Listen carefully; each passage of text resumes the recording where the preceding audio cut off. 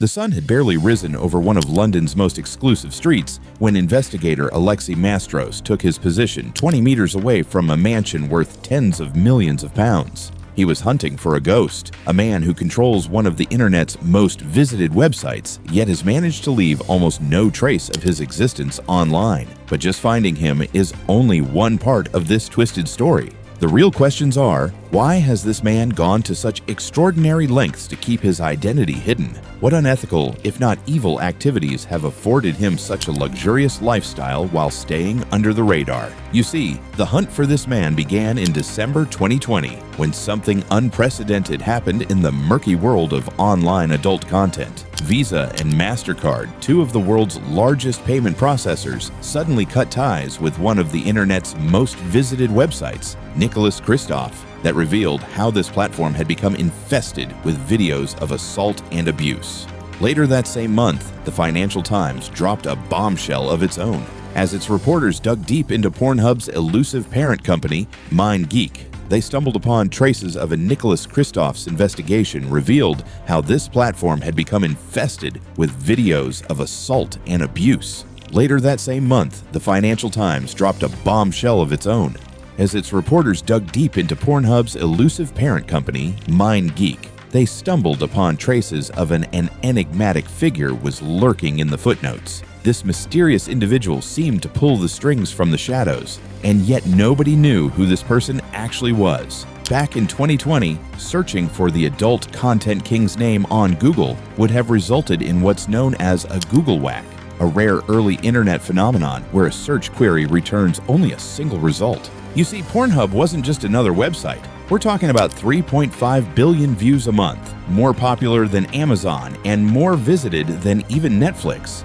They were managing everything from Playboy's digital content to multiple production studios. Altogether, MindGeek received 15 terabytes of video uploads every day, the equivalent of roughly half of Netflix's entire content library. As you might imagine, content moderation was woefully inadequate for a network of this scale. Until late 2020, uploading content required only an email address. When these scandals broke, MindGeek was forced to purge its platform, deleting 10 million videos and more than 30 million images in what the Financial Times called probably the biggest takedown of content in internet history. If you're hiding while major newspapers being called out by major newspapers is far from ideal, which is why the hunt for Bernard became a holy grail for journalists everywhere. Option 1. You become obsessed with every detail, always looking over your shoulder. Do I need an escape plan? Should I go to plan B?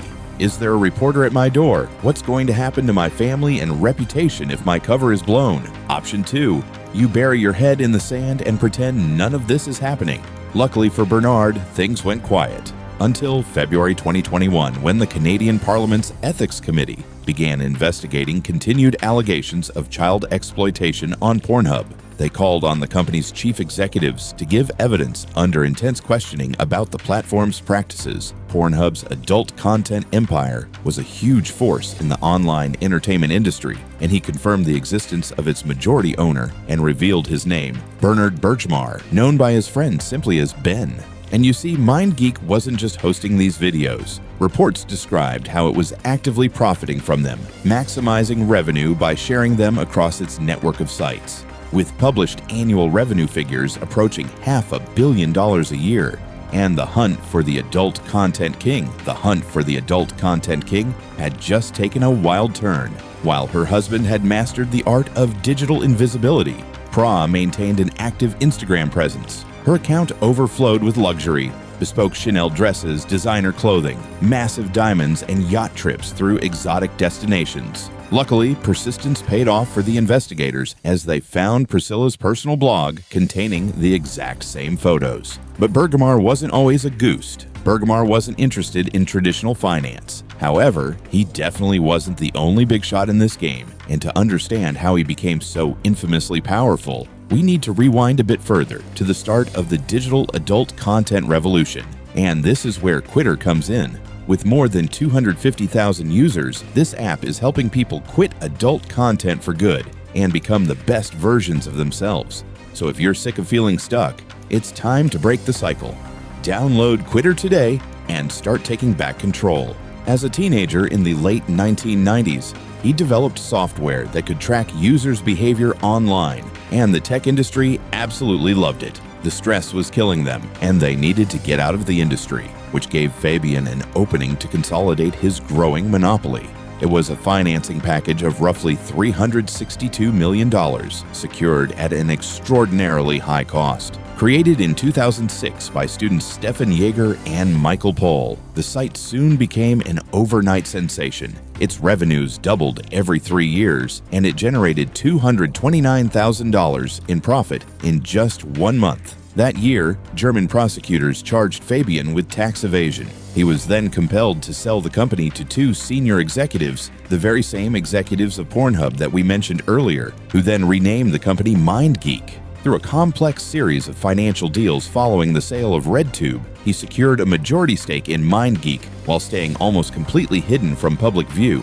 Exactly how he managed to stay hidden remains something of a mystery, but Canada's Globe and Mail claims that Bergamar was the majority owner of several of MindGeek's 48 subsidiaries, including a 59% stake in one called RT Holding, which owned RedTube, one of the most valuable companies in the network. One side effect of the chaos surrounding MindGeek was that the money became nearly impossible to trace. As dawn broke on this London street, Alexei Mastros wasn't just waiting for a tycoon to take on a wealthy billionaire. They were hoping to bring accountability to an industry that had been operating in the shadows for too long. Behind the walls of those mansions lived a man whose company reported $460 million in revenue in 2018. A sum, the victims alleged, made in a blindfold to their trauma, but the billionaire froze, and in that moment, the shock on his face told its story. Bergamar, true to his reputation for secrecy, said nothing. Instead, his face twisted in anger, not at the questions themselves, but at the prospect of meeting. Now he had to process what had happened and explain it to his wife and children. Those who knew him later remarked that he would be the last person to have anything to do with the industry. Within months, the global lawsuit finally named Bergamar as a defendant, and his Brazilian wife, Priscilla, told the Sunday Times that she wanted him to sever ties with the company. To be honest, I never knew about it, he told the press when asked about the allegations of abuse and exploitation. I was completely out of it. He just told me he wished he wasn't in it. I have kids now. None of us want that. We all want things to be right. Was Bergamar's own wife also in the dark about the reality of his business? MindGeek was then renamed ILO and offloaded to a newly formed ownership group entity called, ironically as it was, Ethical Capital Partners. Today, nearly 300 victims have joined multiple lawsuits against MindGeek, which has made some truly horrific allegations. But the scandal didn't stop with MindGeek. It just kept spreading. The lawsuits have begun targeting Visa and investment firms like Redwood Capital Management and CIBC Capital, alleging that they knowingly received funds and profits from child exploitation by processing investments and payments for the site.